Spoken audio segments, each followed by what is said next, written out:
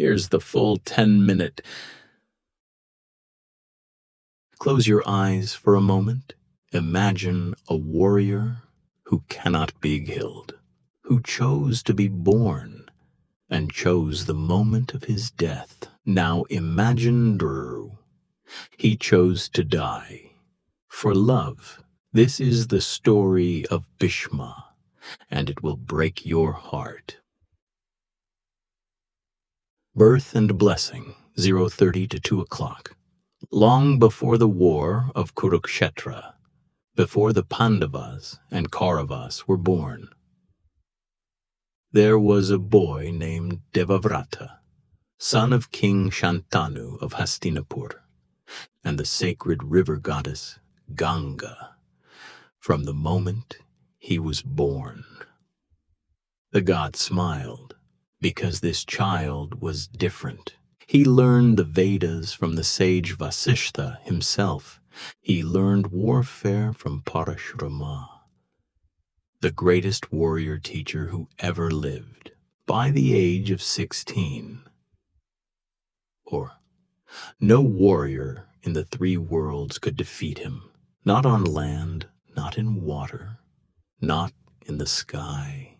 He was destined to be the greatest king Hastinapur ever saw.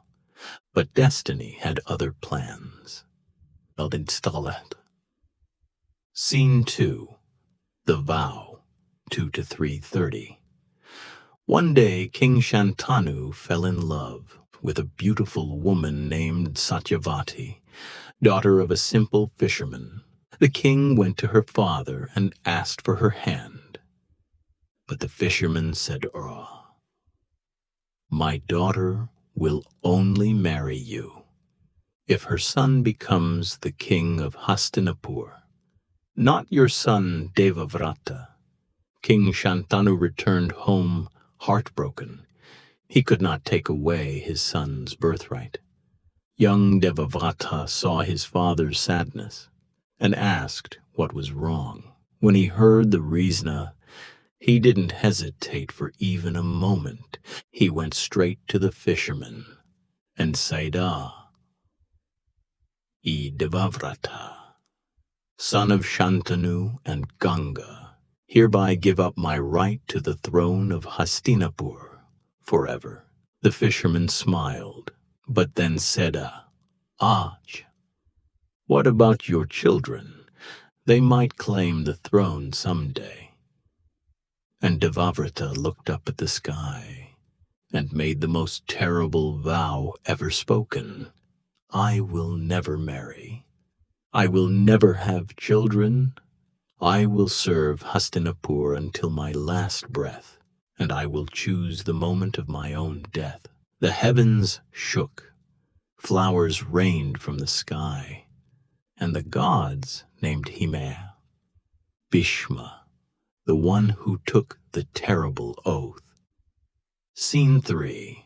The war begins, 3:30 to 5. Decades passed. Bhishma watched the Pandavas and Kauravas grow. He loved them all equally.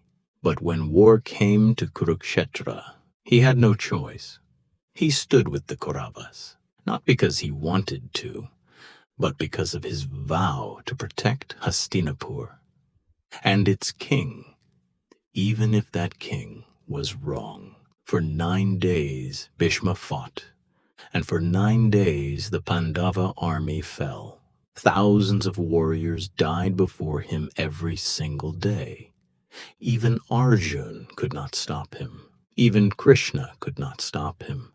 The Pandavas sat in their tent at Nightpool, broken and hopeless, until Krishna spoke.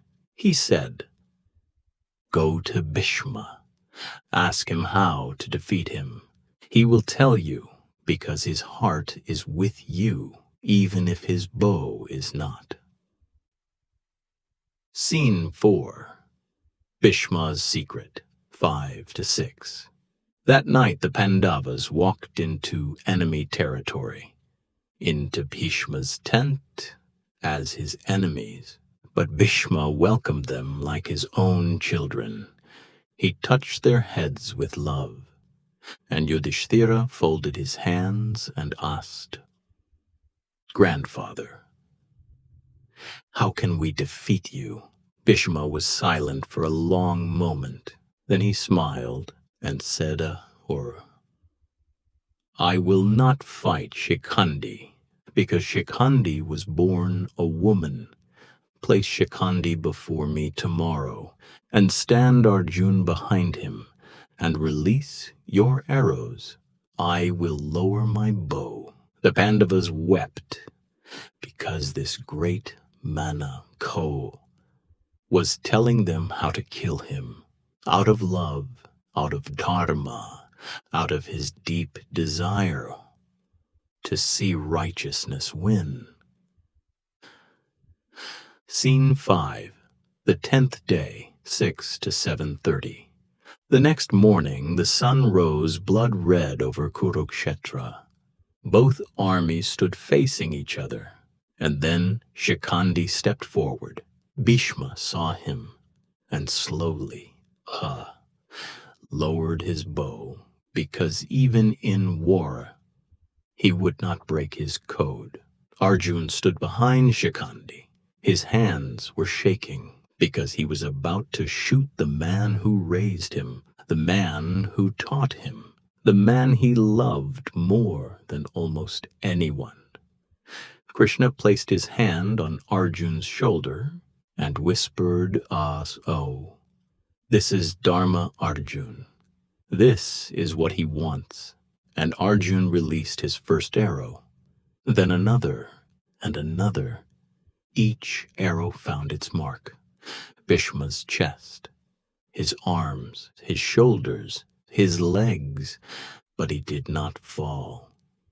He stood, bleeding, smiling, looking straight at Arjun with love in his eyes. Finally, after hundreds of arrows, his body gave way, and the greatest warrior in history fell from his chariot.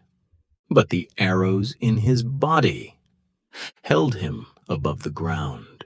He lay suspended on a bed of arrows, looking up at the sky with a smile on his face.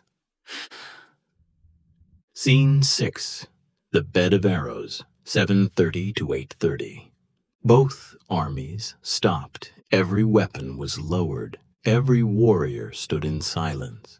Kings brought soft pillows for his head, gold and silk cushions fit for a great man. But Bhishma refused them. He said, "A warrior rests on a warrior's bed. These arrows are enough for me." Then he looked across the battlefield, and his eyes found Krishna. And Krishna walked toward him, slowly, with folded hands and tears in his eyes. Bhishma looked up at God and smiled and said, "I have waited my whole life for this moment to see you standing before me, with tears in your eyes. I am the most blessed man who ever lived." Scene 7. 58 days, 8:30 to 9:30. Bhishma lay on that bed of arrows for 58 days. He waited for Uttarayana, the auspicious moment when the sun moves north. During those 58 days, he taught the Pandavas everything: Dharma, governance, wisdom, love. Every day warriors from both sides came to sit beside him, to listen, to learn, to weep, until finally the day came. Bhishma closed his eyes, took one last breath, and left his body by his own choice, on his own terms, the way he lived his entire life. Ending 9:30 to 10. Bhishma did not die. He departed. He came when he chose. He left when he chose. He loved completely. He sacrificed everything, and he never once broke his word. In a world full of people who break promises, Bhishma is a reminder that your word is your soul.